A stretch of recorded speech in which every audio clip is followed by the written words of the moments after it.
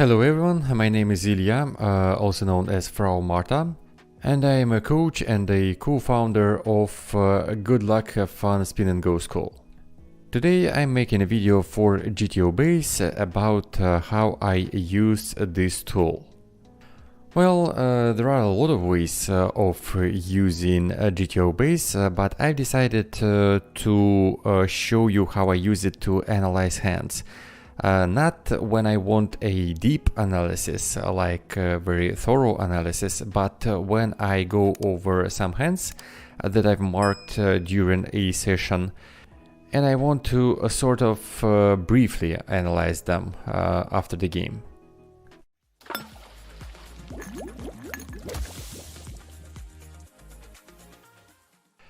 Okay, first hand, I'm isolating 5 deuce offsuit 2.5 Bs against the limp preflop. Well, basically a default spot, default hand to isolate. And there are 2 points why I marked this hand in the first place. First, I think his call is a bit loose preflop. And second, I c-bet half pot on this 666 board and I shove on the turn with 5 high. So I just wanted to check if I remember correctly that I can actually shove without any equity here on the turn with SPR of 0.4. I also wanted to check if my sizing preflop is good, 2.5. So yeah, my sizing preflop, my c-bet on the flop, my shove on turn, and my opponent's call. Because when he showed this hand at the showdown, I was really surprised. Because I think that this one is at best a slightly losing call preflop. Okay, first thing first, 5 deuce offsuit is not a raise preflop. 6 deuce offsuit we can sometimes raise, sometimes isolate, but 5 deuce probably a little bit too connected. Because we can actually get a straight on an ace high board like ace 3-4.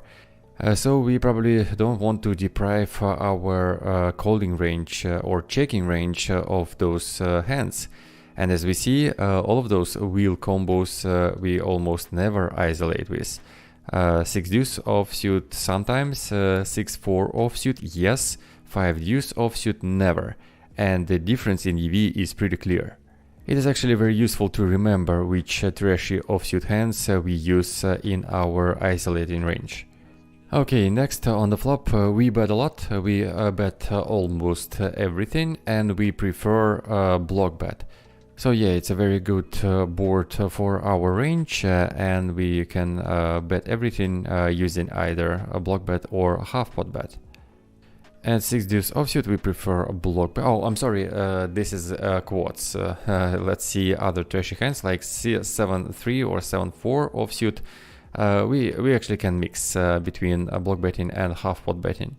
And on turn we can actually shove a lot of trashy hands like 9-5 offsuit, 8 deuce offsuit, 7-4 suited. Well, we are not actually that happy to shove this hand. So I can't say that 5 high is a mandatory shove here. So yeah, this one is optional, we can either shove or give up. And in terms of our opponent's call preflop, let's see if this one with 6-5 offsuit is a good one. Well, he can call this hand 17% of the time, but all in all I would say that if we see a regular calling hand like this, we should probably adjust our isolating range a little bit and add a little more value hands in it. And yeah, it seemed like a small hand, right? 9 BBs deep, but we had how many? 1, 2, 3, and 4. Yeah, 4 notes that could have been played differently. Okay, next hand, 10 BBs deep, a limped pot against a regular. Standard c-bet on the flop with third pair, opponent calls, then on the turn, if I remember correctly, we can either bet again or check with our fourth pair.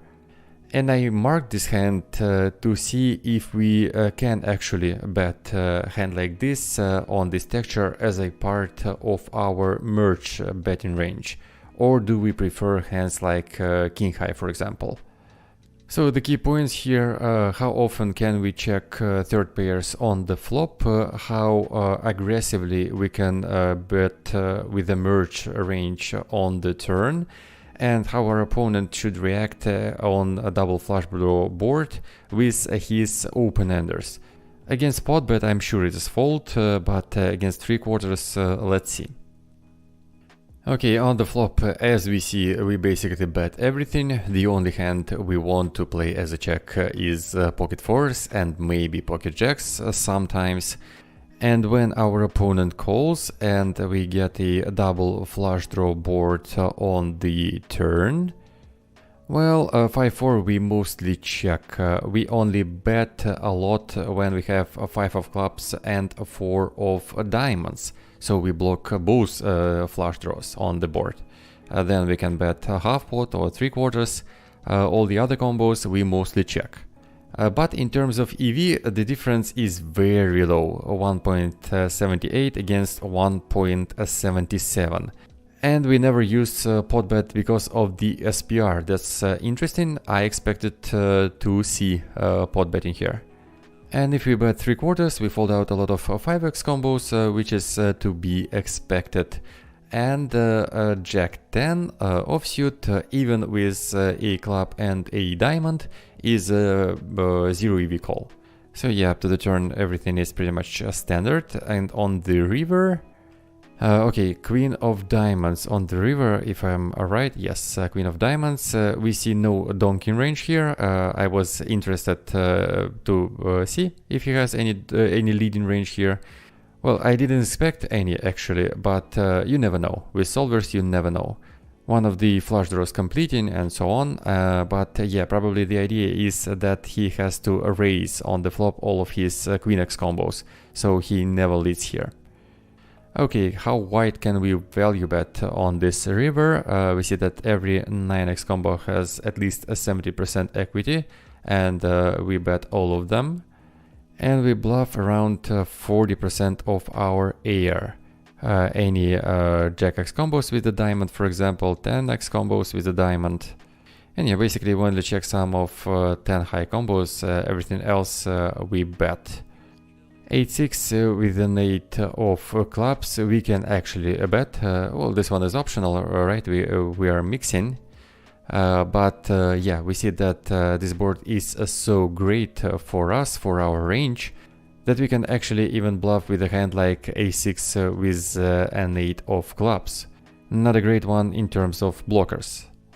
And if our opponent really likes calling his draws on the turn, because he cannot call every flush draw, for example, on this turn card, a lot of 10 high flush draws he has to fold, but some people still call hands like that. They call more than solvers suggest, so in this case we can bluff more. Okay, next hand, 15 BBs effective, blind versus blind against a regular.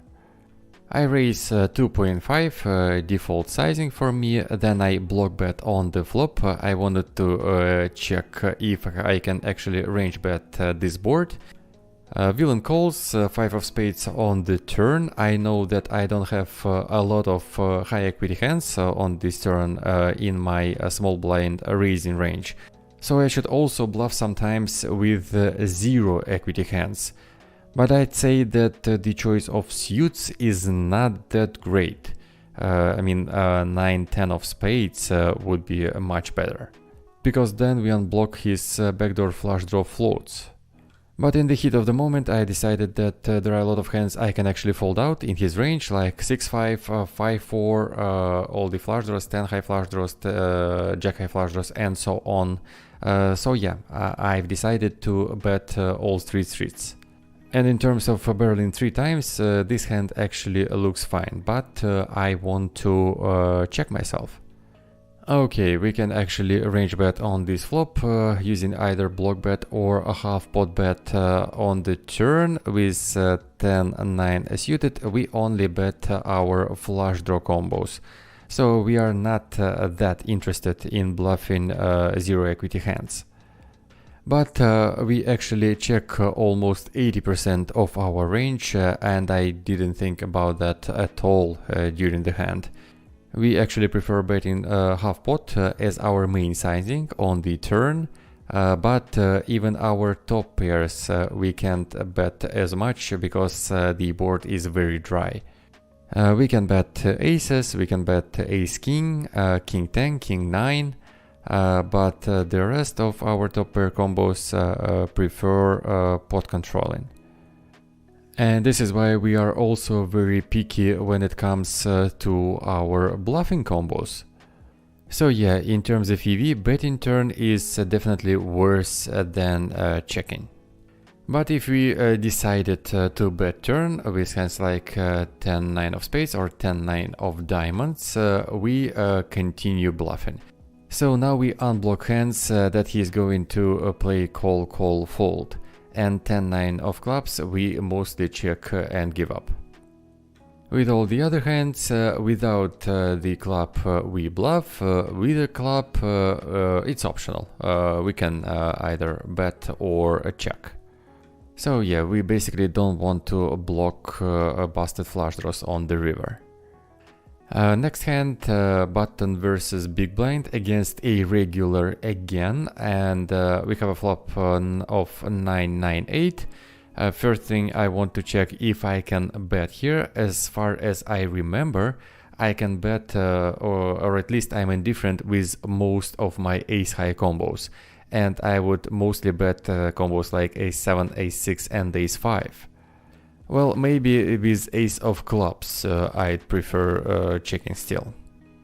Next thing, I think that our opponent's call on the flop is very loose with 15 big blinds deep. I think it's minus EV, and if he prefers to call hands like this, I think it's more of a check shove on the turn than check call. Because button does not have a lot of 8x, but he still barrels a ton on the turn.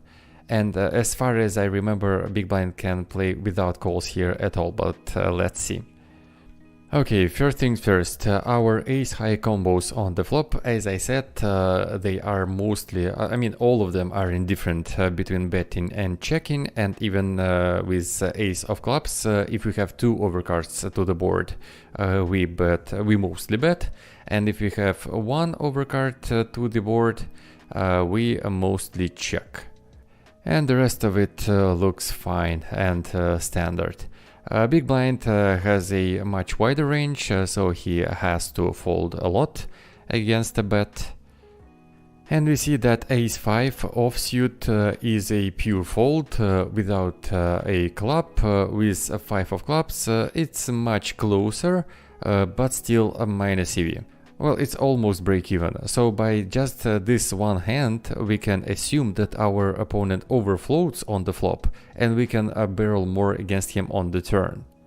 Then we have a 5 of clubs, 5 of diamonds, I'm sorry, on the turn. Well, basically it's a brick, only 6-7 combos improved to a straight, and I wanted to check if I can barrel with my ace-6 combos. And we have a6 with the 6 of clubs. With this combo we are indifferent between betting and checking, and without a club we are also indifferent, but we prefer block betting. Well, again, 5 is basically a brick, although our opponent has a huge leading range on this turn. And if he never donks in practice, we have a completely different spot, but anyhow. It is useful to see that we actually can barrel a lot on this turn card in theory. A7, as we see, is more of a bet actually with 7 of clubs, and let's take a look at our opponent's reaction. He doesn't shove hands like king 5, but he can shove king 7 or king 8 or ace 7 for that matter, a6 also, and he check shoves 18% overall. But yeah, this is a losing call from our opponent on the flop, definitely, and we want to take notes of things like that. Alright, next hand, small blind versus big blind, limp pot. Our opponent min bets on the board king jack 3, and we have a lot of king x combos actually in our range. And since we need also some bluffs on turn cards like queen, 10, 9 and so on, I decided to float 7-5. As far as I recall, in theory, we have to float with hands like that sometimes. Well, I mean, I remember there should be some low cards like 5-4, 7-5 maybe, right? But I wasn't sure, so I marked the hand. On the turn, we get third pair, our opponent check, we surely check back, and on the river he checks again. And since we have a lot of potential bluffs, hearts, hands like 9-8, 10-9, Queen-9, I decided that I can get some value with my third pair. And of course it's very thin, I want to get value from some 3x combos, from maybe hands like Queen-10, which beats all of our bluffs, but yeah. I want to check if I can float this hand on the flop, and I want to check my value bet on the river. Maybe I'm wrong, maybe he checks a lot of his King X combos on this river when Jack pairs, so let's see. Okay, 5-4, 6-4, 6-5 we float sometimes, we are indifferent, but 7-5 and 7-6 we fold 100%. And minus 8 BBs per 100 is probably too big of a mistake. So yeah, 6-5 we can call, 7-5 nope. Turn is pretty much obvious, I think. It is clear that our opponent has some King X and some Jack X in his checking range. So if we floated hand like 7-4 of clubs, we of course want to check it here. And yeah, 6-4 and 6-5 are backdoor straight draws on the flop. And he doesn't have a lot of King X in his checking range on the river, but I'm afraid the field will check a lot of King X combos here. And against the check we see that 7-5 of clubs, for example, has more than 80% equity, so of course we can bet this hand for value. So I was right about this one. But then again, my flop float is a bit too wide. Alright, let's move on. ISO pot here, 6 BBs effective, our opponent limps, pocket kings, and we have a mono board. Monotone boards are always very difficult to remember how to play those. And I've decided to min bet this board. Yes, on one hand we have a weak pair and we are behind all of his pocket pairs that dominate us. But on the other hand we can get some value from hands like Queen X with Queen of Hearts. Like, I don't know, like Queen Deuce with Queen of Hearts that he decided not to shove pre-flop, maybe some Jack X combos with Jack of Hearts. We are not sure also if he shoves hands like 9-8 or Jack 8, but probably most regulars would shove those hands, open shove I mean. So yeah, tough spot for us, but we shove on turn with like 0.5 SPR and we can get value from some flush draws. So yeah, this is how I saw it and I wanted to check it. One of the best ways to remember ranges is to check spots like this, even rare spots in GTOBase. Firstly, pre-flop, we see that we can check pocket nines, but mostly we ISO them. We have a monotone board, ace 10 7, then a10 on the turn, and let's take a look. Yeah, I thought about it that we only bet with a heart, and without heart we check 100%. I mean, in terms of EV it's very close, but check looks better. Okay, what do we get value from? 8-6 with a heart, 7-6 with a heart, 9-7 with a heart. Jack X combos, not Jack 8, but still some Jack X combos here. And actually not so many flush draws in small blinds range. Well, I mean, there are some flush draws, but not so many flush draws we can get value from. In the end of the day, 6 BBs, 7 BBs are quite unique stack sizes that we even can check 9s pre-flop against this range. So yeah, now I think that check-in is much better on the flop. And on the turn, I decided that he doesn't have a lot of 10x combos and pocket nines. We do mix between shoving and checking, but those are the nines with a heart. And jacks, for example, without a heart, we actually bet a lot. So yeah, I've evaluated my nines close to these jacks right here. Well, I mean, against a 10, there's pretty much no difference between nines and jacks. So with low SPR, we can shove almost any pocket pair, even without a heart. But of course, absolute strength of our hand matters a lot here. In terms of equity, jacks 48%, queens 55, kings 57, almost 58. Yeah, I think it's very close with nines. We can get value from other nines, we can get value from jacks. So probably we still prefer checking this hand, nines without a heart. Eights without a heart mostly check, although in terms of EV the difference is not that big. But yeah, in the end I agree that I've actually overplayed my hand. And what happens if we check our opponent? Our opponent can actually bet pocket nines, he can even shove pocket nines. And if he shoves his pocket nines, what do? We call our nines combos, yeah, all of those. It is just that we have enough equity to call with this SPR, but still our hand is not good enough to shove ourselves. And it's useful to know how to play pocket pairs this deep. My shove is still a plus EV, but I agree that checking is better. Okay, here we have a heads up pot, 16 BBs deep almost. And our opponent bets full pot on the flop, which is always suspicious from a regular. Usually, even when regulars use bigger sizings, they are quite far from the GTO ranges. But anyway, I wanted to check this one. I wanted to see how wide should I call the turn. According to GTO, I have a lot of pairs, a lot of equity combos, and should I call on the river with this hand?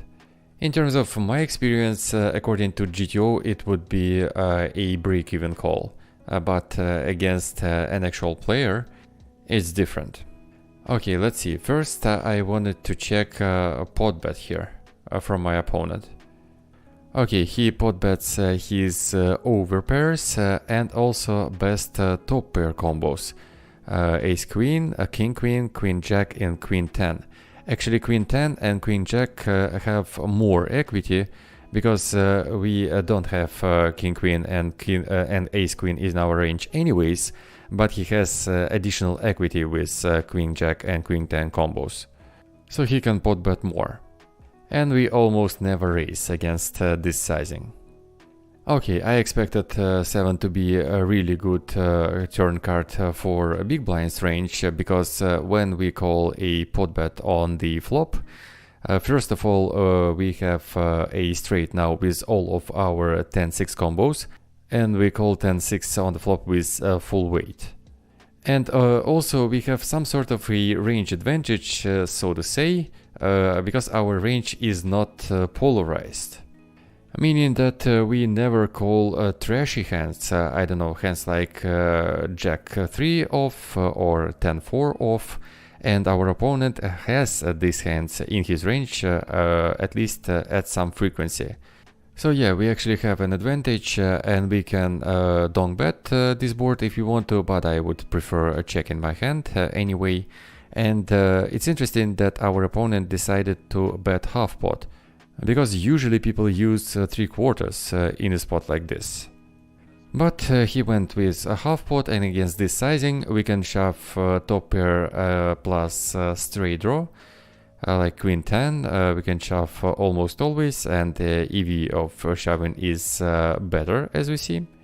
We also never slow play queen 9, queen 8, two pair combos. We can bluff king 10, we can bluff, we can shove, I mean, a 9-8.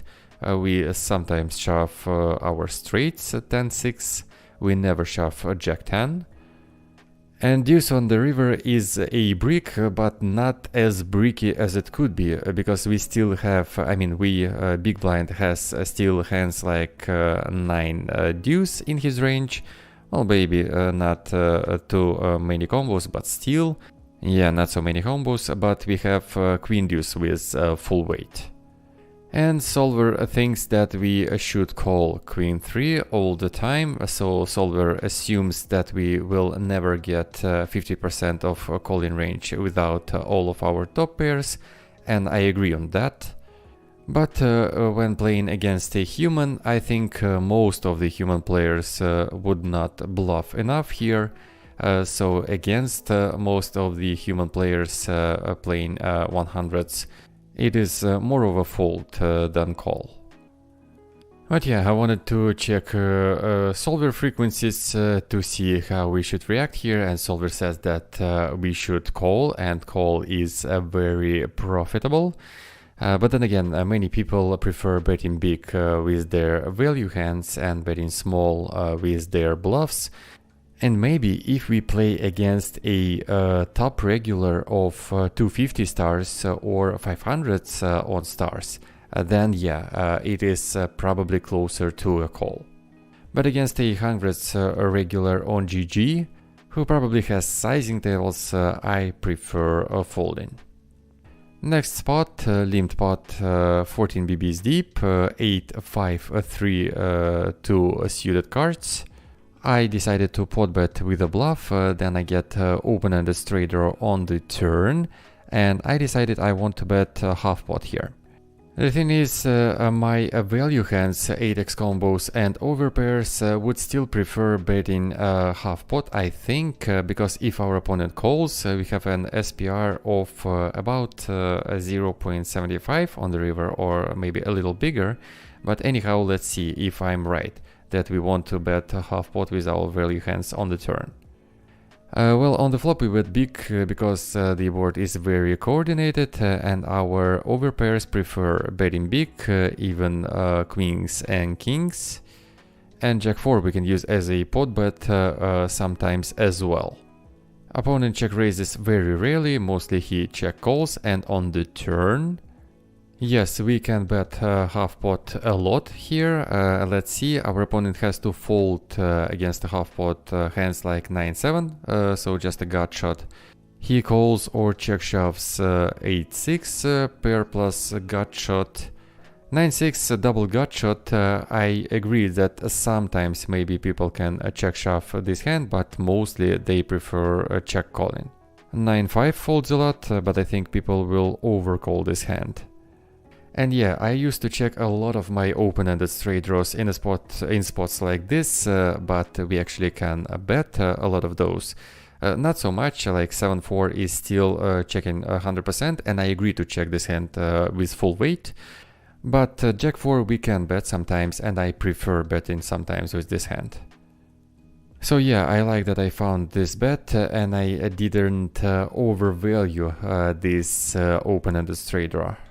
And 10-4 we bet not so much as we seem. But let's move on. Limped pot 13 BBs, king 5 is sometimes limp but mostly raise.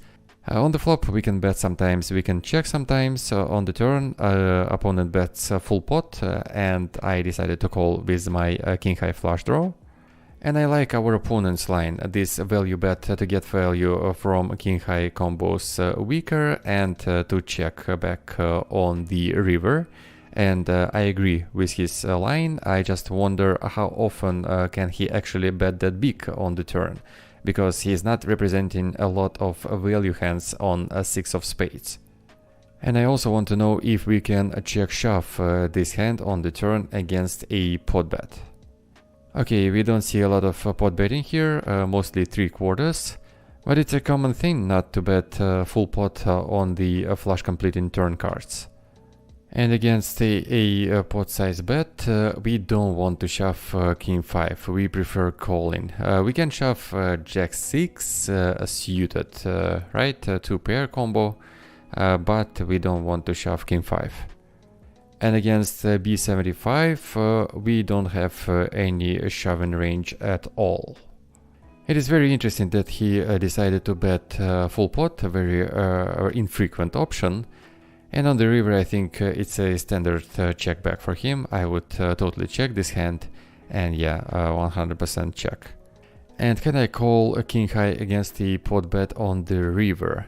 Well, I can, but I don't want to. On one hand, he has bluffs like 10-9, 8-9, 10-8, but on the other hand, 5-4 is a straight, flushes, 2-pair combos. So yeah, calling king high is quite optimistic. And final hand for today, we open small blind against big blind, and we see bet king 8-6 rainbow flop. Well, we raised pre-flop and our opponent has hands like 9-7 and 7-5 in his range, so we can bet bigger here. And according to how often he raises his top pairs against a bigger bet, we can bet bigger more often or less often. But I went with a small bet. On the turn I want to check how often do I want to slow play my top set. On one hand, I have a very strong holding, on other hand, I have a lot of hands to get value from. I don't think he would bet himself with an 8 or a 6 or a draw. So yeah, I wanted to check how often do I slow play this hand and can I shove the river. Well, flush draw completes, he has more 6x combos than we do. And I decided that checking is the best option. He can bluff his 9-7 combos, his 7-5 combos, I get value from his 6x combos, from his flushes anyway I get value. Well, maybe solver block bets here sometimes, but yeah, I thought that checking is the best option. Maybe I'm wrong. Yeah, we can bet big on the flop, our best king x combos, king 10, king 9, king queen, king jack. We can bet big with our aces as well, but I've decided to bet smaller this time. Our opponent raises a lot of king x combos, but if he raises less frequently, we prefer betting big, of course, with our aces. And on the turn, we mostly bet half pot with our kings and our aces. Of course, kings is our most likely slow play, most obvious slow play, right? We block a lot of hands we get value from, but yeah, we prefer betting, and we actually slow play a lot with our eights, because again, we are blocking a lot of his calling range. But aces and kings we mostly bet. It's interesting that he should fold a lot of 10-9 and Jack-10 combos, Queen-10 not so much, but I think most of the regulars will struggle to fold so many Jack-10 combos. And on the river, since the flush draw has completed, we actually do check a lot, and we slow play our kings full a lot, although there's no difference between block betting and checking. And our aces we only shove. Well, in theory our opponent has to check back a lot of king x combos, a lot of 8x combos, but I don't think that real people would actually check that many king x combos. So yeah, I think in practice my check is fine.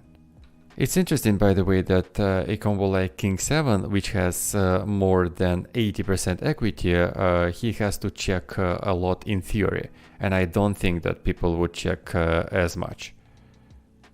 But anyway, it was interesting to see, and if we see in game that our opponent actually check backs hands like king 9, king jack and king queen, then we should start shoving our aces combos. In terms of his potential bluffs, let's see, 7-5 and 9-7 are mandatory bluffs, of course. 10-9 and Jack-10 are mandatory bluffs. The only hands he could check back are queen-high hands. So yeah, in this regard he played well. Okay, this is it. This is what I wanted to show you, how I keep my competence away from poker tables, how I keep track of my understanding of the game, of my understanding, at least approximate understanding of frequency thresholds, of what we are trying to achieve strategically, and so on. So yeah, this is my routine. Thank you for watching. See you next time. Bye bye.